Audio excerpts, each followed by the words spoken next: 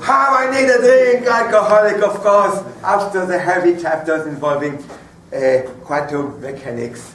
If you know me, I never drink. I haven't touched a drop of alcohol, at least for the last 10 years. So why do I give a talk about how I need to drink? Some of you, but not all of you, could have realized, if not nowadays you can Google it, that this is a famous mnemonic for the digits of pi. How? 3 letters. I, 1 letter. So, how I need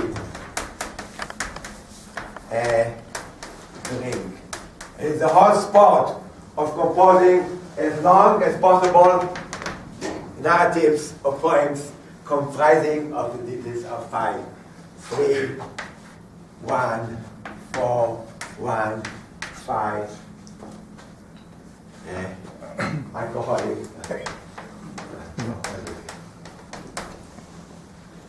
And for about $10, you can buy a whole book with 10,000 words, digits of pi.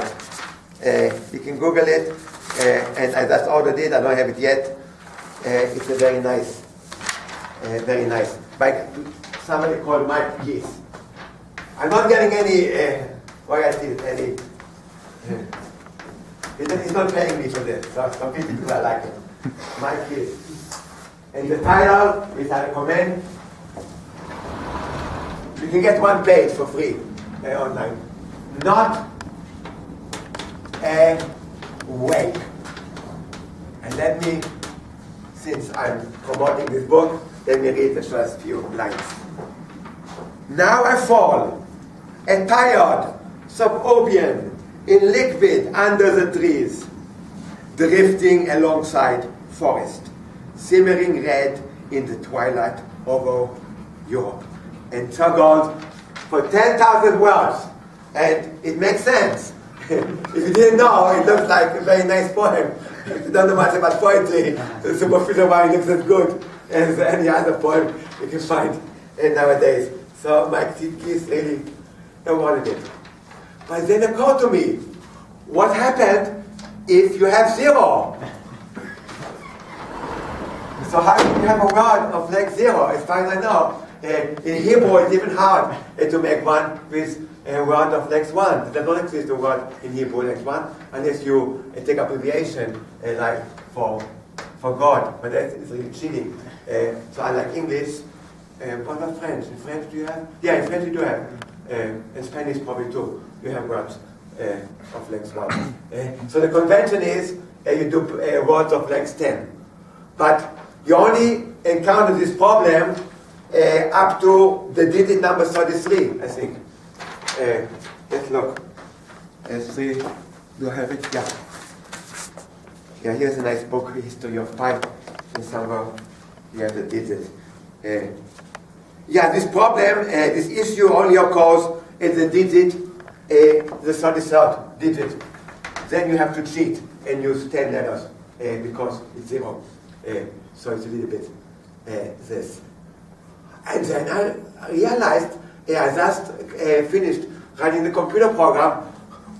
Base 10 is completely arbitrary. With that, by coincidence, God gave us 10 fingers, so the complete convention. If you want to communicate with aliens, and pi is something universal, we should not tell them 3.14559. These intelligent aliens, I'm sure, very likely have 9 fingers, or 5 fingers, or 101 fingers, 10 fingers. It's completely stupid.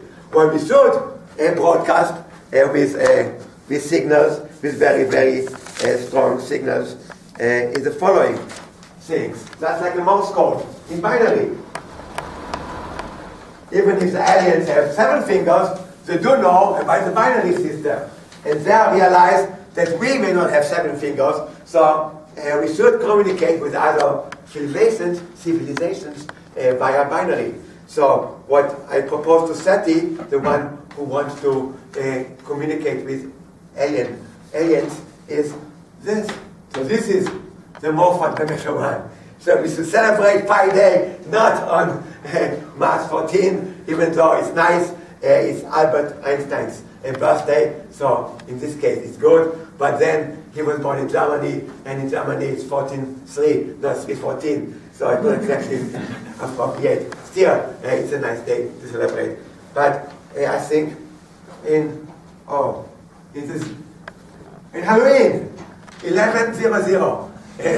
This is that's how the binary expansion of pi start. Of course, this is 3, as you know, 3 point, and then we have 0, 0. So 1/2 times 0 plus 1/4 plus 1/8,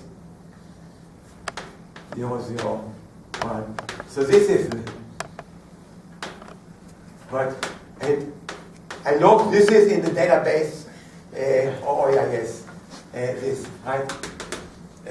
It is, yeah, I checked it. So is Mike Keith, by the way. He invented something called the Keith numbers. Oh, really? So is it also the number of zeros? You can also code it by the number of zeros. No. Yeah, okay. So that's how we should communicate. This is the more fundamental thing.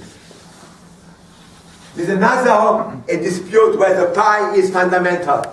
There is now a movement for tau. And people, if you go to YouTube, there's a whole commercial for tau. When tau equals 2 pi. And they claim that since, for example, e to the power 2 pi I plus 1 equals 0, it's nicer to write it e to the pi I. And there are other reasons. And the circumference between the radius and circumference should be thus tau, not 2 pi. I respectively disagree. And my proof is no less than God. And speaking of God, now I realized 5 minutes ago why God made us 10 fingers. I wrote a program. Sorry, I didn't have time to get the printout because, like being a bad student, I wait for the last minute to do my homework. So it's in the printer downstairs. So I did it in all the bases up to base 15. In all of them, 0 comes very soon. Like here, it comes after this. But even in base 9, 0 comes after 5 digits. So 10 is the only base, I think up to 20, in which the 0 comes as late as possible. So then you can compute these mnemonics without cheating, without using a 10 instead of 0. So here, but here is the first challenge for you. I'm giving a few challenges in this talk. All donations to the OIS foundations in your honor. In my class, I used to offer money for solving problems. But then one student ruined it for everybody.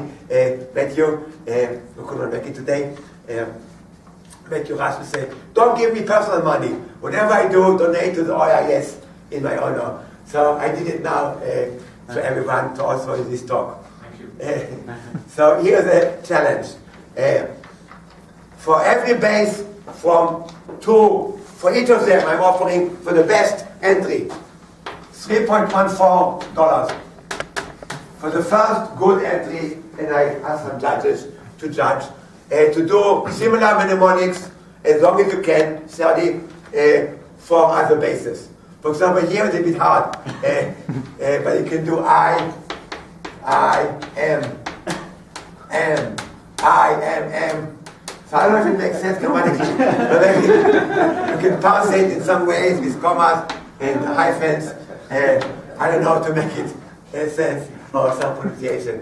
Or you can use other words, B. Are there other words of Lex 1 in English, Mr. I? A. Oh, yeah, of course. Yeah. So A, I, okay. But in base 3 it's getting easier, in base 4. So you're welcome, that's the first. So $3.14 for each of them for bases 2 to 9. With the convention that if it's 0, you use B, the base. Could we use, in base 2, could we use the word of length 3 to represent 1? Or maybe the No. straight 1, 1? Oh, okay. Okay, sure. Good. I was thinking you could do words of length equal to the number of consecutive symbols of Oh, it's another twist. But you pay for that. But I have to do something. Thank you. But the best proof by going back to Tau, why Tau is not the most fundamental thing, is God. If you look at the book of Kings 1 king, as the Christians say, Melachim 1. So, Melachim Aleph 9, 1 King 7, Kaf Gimel 23. Let me read in Hebrew and in English. ויעש את הים מוצק, אשר באמה משפתו עד שפתו, הכל סביב, וקבור 30 באמה. And he made the molten sea of 10 cubits. Also, it's about Solomon. Solomon was very wealthy and he had very expensive taste. So he made up a very, very huge armon, a palace. And he got a master craftsman from Zor to help him do it. And one of the things was a nice metal sea. So it says, from brim to brim, it was 10 cubits. And the circumference all around it was 30 cubits. So stupid people deduced condescendingly that God believes that pi equals 3. Of course, God knows that pi is not equal to 3. But for the sake of humans, it's a good approximation. It's good enough for the average reader of the Bible. But it's a hint that God knew that pi is not 3. And God also knew that pi is not a number. Pi is a sequence. Because there's another hero of mine said, Die ganzen Zahlen hat der liebe Gott gemacht. Alles anders ist Menschwerken. The whole integers, whole numbers, did the dear God make. Everything else is God made. So the so-called real number, real quote unquote, number, like all real numbers, ain't real. It's not even a number. It's just the fictitious things that humans made. And God knew that. So, that's why we have the online encyclopedia of integer sequences, not numerical sequences, integer sequences. So pi is a family of sequences. The most fundamental family of sequence as well as this pi, but that's one of them, the binary. That 3.145 is a little bit less fundamental because it's base 10. But this is one of them. But even more so, it does a so-called continuous fraction. You take pi and you do the continuous fraction. It starts, I should remember it by heart, but to my embarrassment, it starts with 3, I know that. So it's 3, that's 1 over 7, it's 1 over 15, plus 1 over, and it goes on. So these are the fundamental sequence.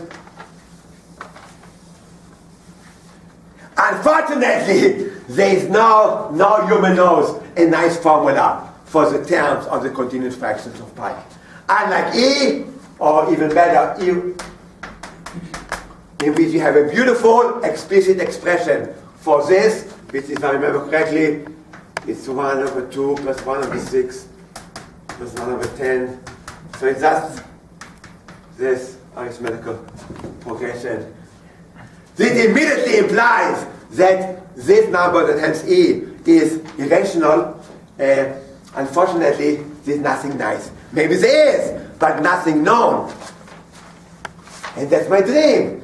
That somebody one day will find an explicit, not nice, but explicit way. So it will be another proof that pi is irrational. Because if it goes forever, it's irrational. If it stops somewhere, then it's rational. They're all one less than powers of 2. What? They're all, if you add 1, you get a power of 2. Yes, but it stops later on. The last one numbers. You have to bet. So if you take the so-called partial quotient, you have 22/7. And the next one, up here, is 360.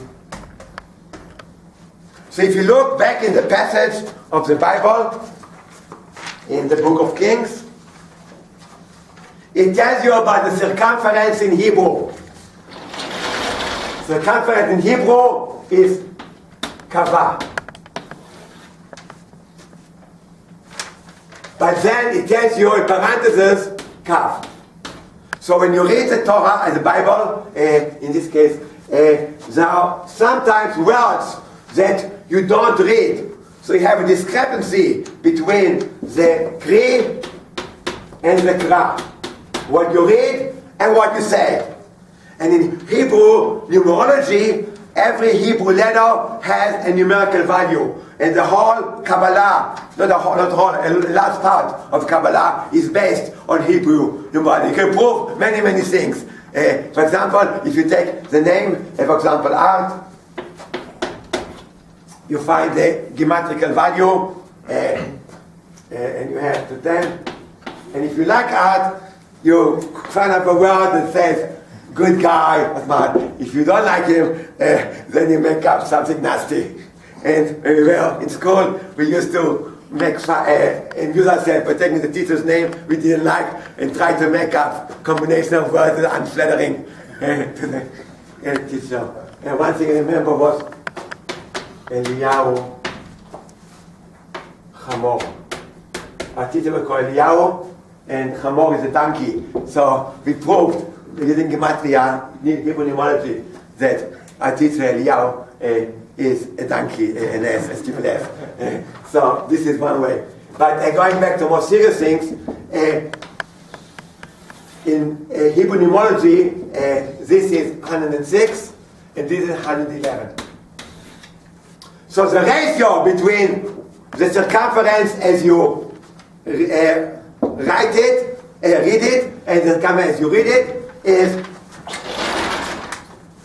11/106. So this is the correction factor. And this is the next. So God hinted at the next term in the infinite sequence, infinite quote-unquote sequence, that of the best rational, the finite so-called approximation to pi. So this tells you, first, that pi is more fundamental than tau, and second, that God knew that pi is rational, and 3 was only the first term of an infinite sequence. So that's my first point. So the first one was the circumference of a circle, and what was the other thing? The boss. 2 alternative spelling to the same word. Oh. But when you read the Bible in the synagogue, this is one, sometimes, very rarely, you have 2 versions. The written version and the spoken version. And it's in the footnote. You're supposed to. So it's intentional. So the ratio somehow was intentional. Is it always the case for all Hebrew words that you have 2 different, the written and the... No, very rarely. Maybe in the whole Bible, maybe there are 20 cases. It's very, very rare that it happens. I don't know, it's probably not more. It's pretty rare. And but it takes, so in this case, so it's a thing. But speaking of sequences, as some of you may know, I don't believe in real numbers. And those people who say that pi is irrational are not exactly correct. There are 2 kinds of pi. The fictional pi we talk about, in which there's 3.14159, ... implying that this goes forever, but we humans can only compute the first 10 zillion digits, but we never compute all of them.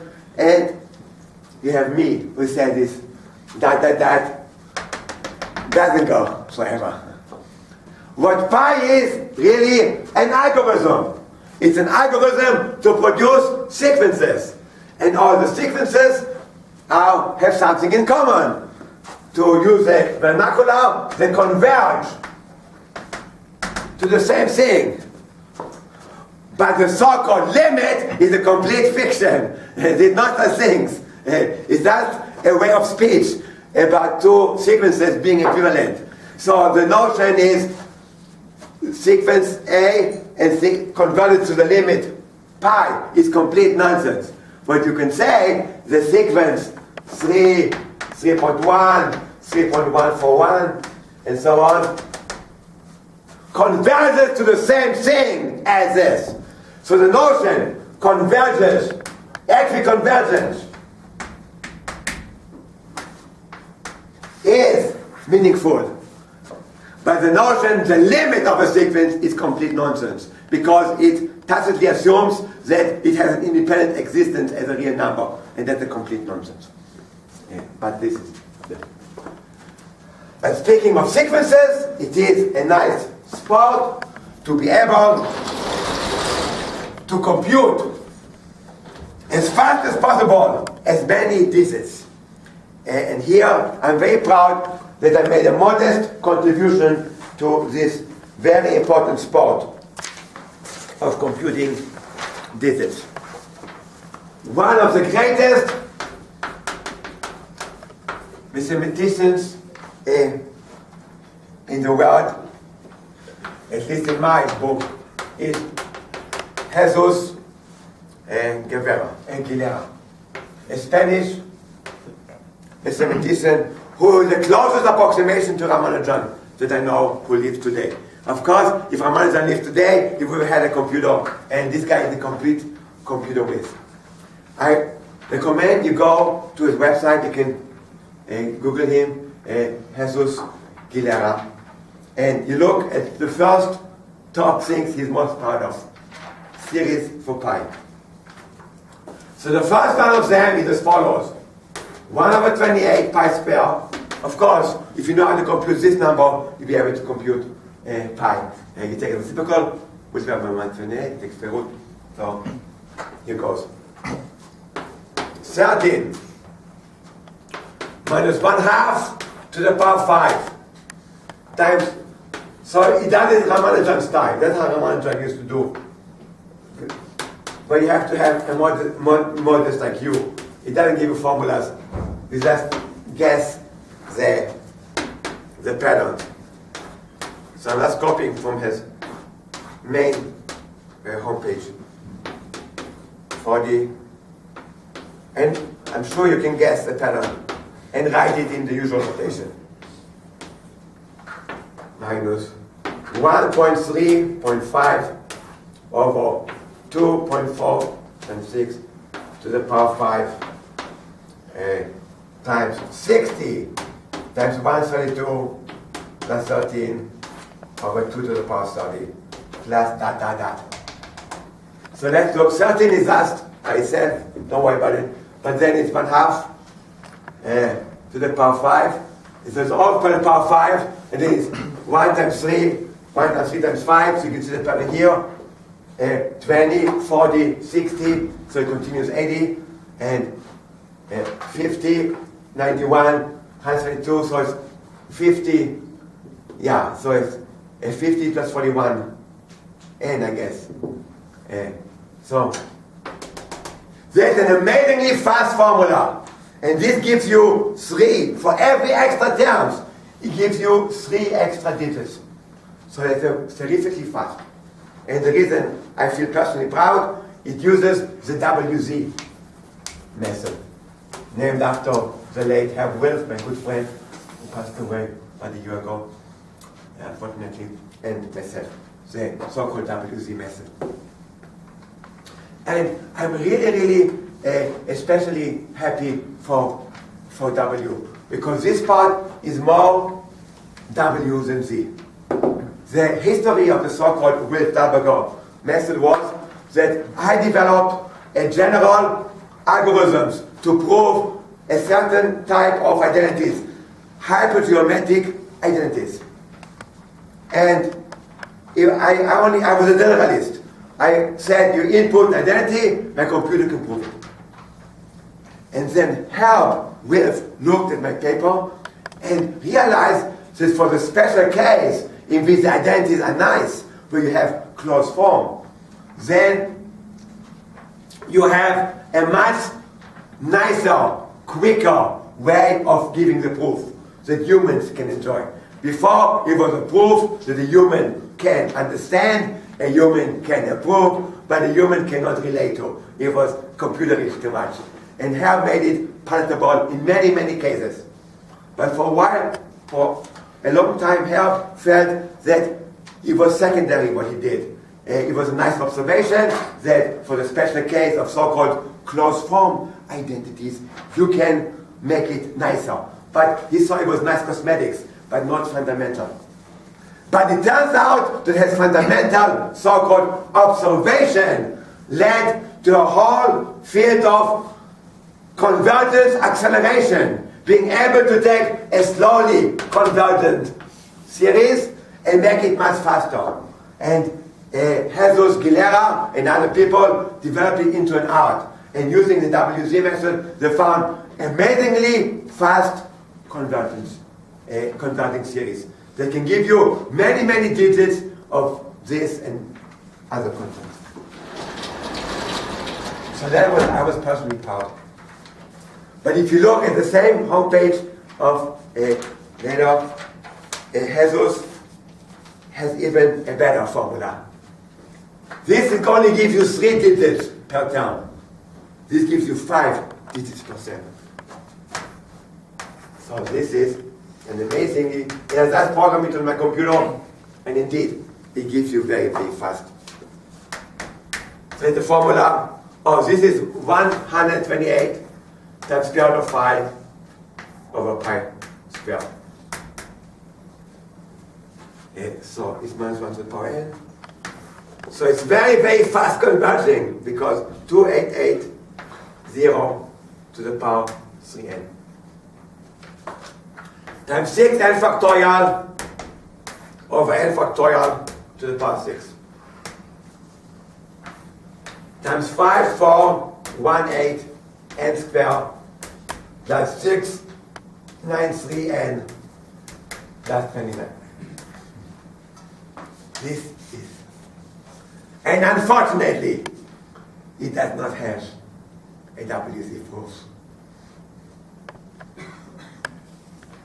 In fact, it doesn't have any proofs. This was completely obtained empirically. And if you are a purist, you would have some doubts whether it's true. It computed pi to 10 billion digits, and it messes it.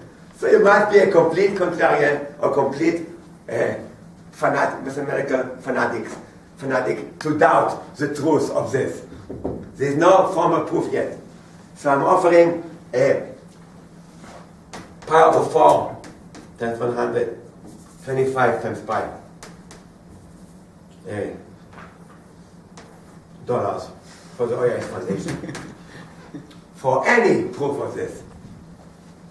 And I'm offering 100 pi to the OIS Foundation for a proof that uses WZ method in the same style as this one.